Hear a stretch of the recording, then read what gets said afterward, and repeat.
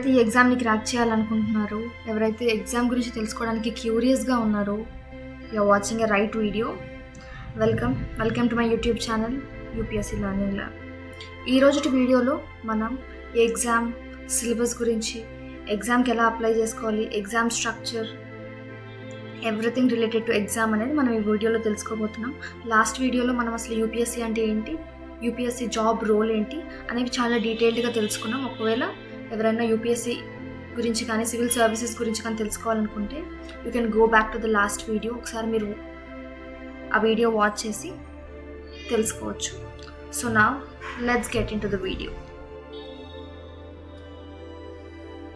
So ఈరోజు మనం వీడియోలో ఈ స్లైడ్లో చూపించిన కంటెంట్ అంతా మనం ఈ వీడియోలో తెలుసుకోబోతున్నాం. ఫస్ట్ మనం అసలు యూపీఎస్సీ అంటే ఏంటని లాస్ట్ వీడియోలో తెలుసుకుందాం. మళ్ళీ బ్రీఫ్గా ఈ వీడియోలో యూపీఎస్సీ అనే బోర్డ్ ఈ ప్రెస్టీజియస్ ఎగ్జామ్ని కండక్ట్ చేస్తుంది. ఈ ఎగ్జామ్ ఎవ్రీ ఇయర్ జరుగుతుంది. Every year exam so it appoints people to various services ఈ ఎగ్జామ్ ద్వారా to shape the countries future. So select అయిన క్యాండిడేట్స్ వాళ్ళ మార్క్స్ బేస్ చేసుకొని ర్యాంక్ అనేది డిసైడ్ అవుతుంది. ఆ ర్యాంక్ని బేస్ చేసుకొని ఈ లిస్ట్లో చూపిస్తున్న సర్వీసెస్కి అపాయింట్ అవుతారు.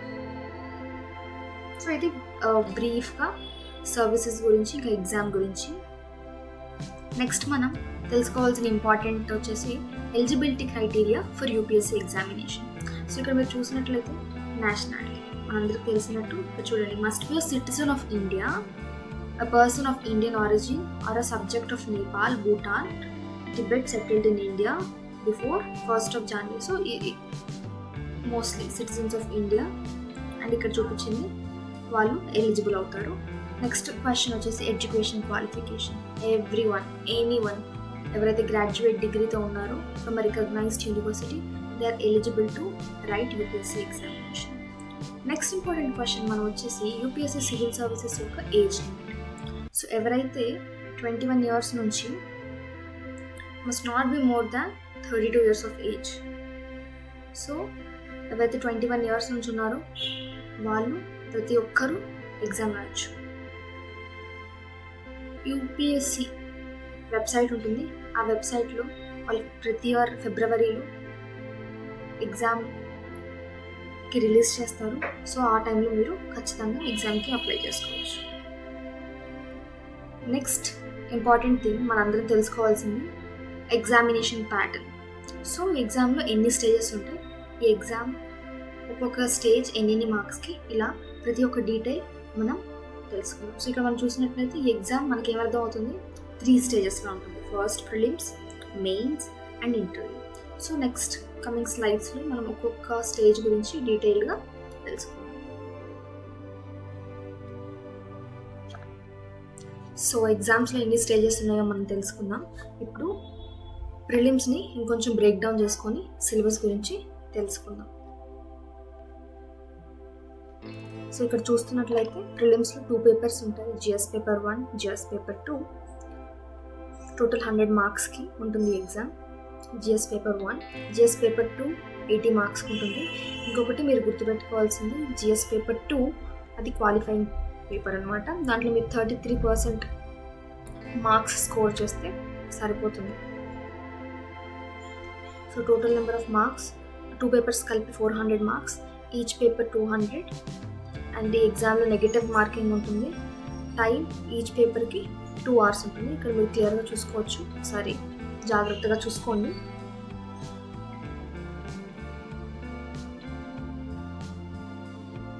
సో ఇందాక మనం డిస్కస్ చేసుకున్నట్టు పేపర్ 1 200 మార్క్స్, 2 hours, 100 questions.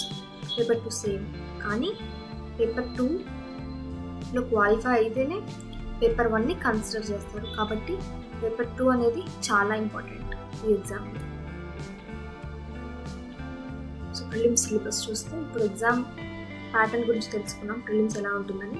ఇప్పుడు ప్రిలిమ్స్ సిలబస్ గురించి చూస్తే first current affairs, history, geography, polity, economy, environment, science, ఇలా వేరియస్ టాపిక్స్, వేరియస్ సబ్జెక్ట్స్ మీద మీ అవేర్నెస్ని టెస్ట్ చేసే ఎగ్జామ్ ప్రిలిమ్స్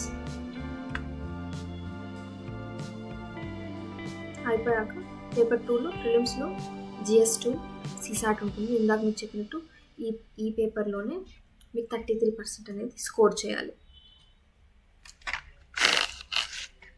స్టేజ్ 2 మెయిన్స్. ఎవరైతే ప్రిలిమ్స్లో క్వాలిఫై అవుతారో వాళ్ళు మెయిన్స్ ఎగ్జామ్ రాయగలుగుతారు.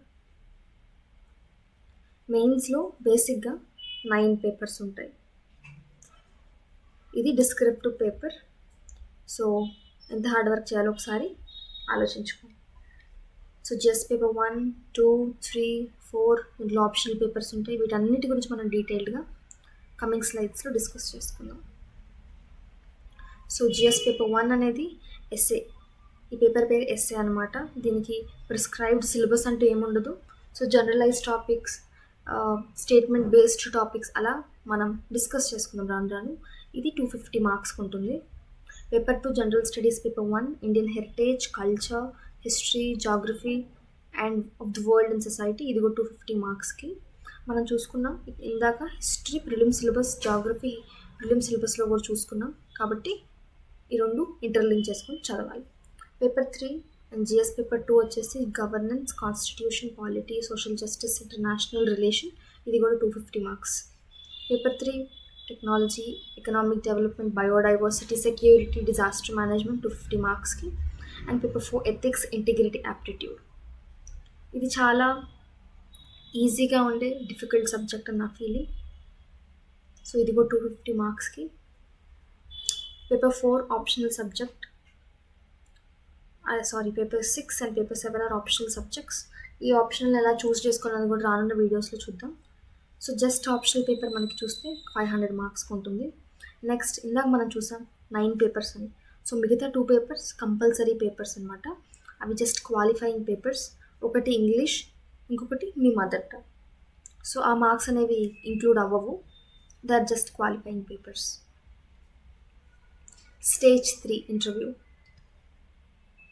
సో ఎవరైతే మెయిన్స్లో పాస్ అయ్యి క్వాలిఫై అయిన వాళ్ళు మాత్రమే ఇంటర్వ్యూకి వెళ్తారు.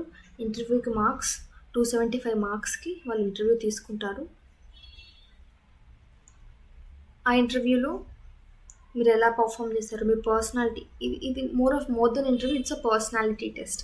మీ పర్సనాలిటీని వాళ్ళు అనలైజ్ చేసి మీకు మార్క్స్ అనేది ఇవ్వడం జరుగుతుంది. So it's a crucial and the last stage of UPSC examination. So ఇది అనమాట బ్రీఫ్గా మన సిలబస్ కానీ ప్యాటర్న్ కానీ ఎలా అప్లై చేసుకోవాలి వాటన్నిటి గురించి డీటెయిల్స్ ఈ వీడియోలో. సో మీకు ఈ వీడియోలో కానీ ఏమైనా డౌట్స్ ఉంటే మీరు కింద కమెంట్స్ బాక్స్లో కమెంట్ చేయొచ్చు. Please like this video, share and subscribe. So coming వీడియోస్లో మనం ప్రిలిమ్స్ ఇంకా డీప్గా అండర్స్టాండ్ చేసుకోవడానికి ట్రై చేద్దాం. మెయిన్ సిలబస్ ఇలానే, అలాగే ఆప్షనల్. సో చాలా వీడియోస్తో మనం కలుసుకోబోతున్నాం. Thank you.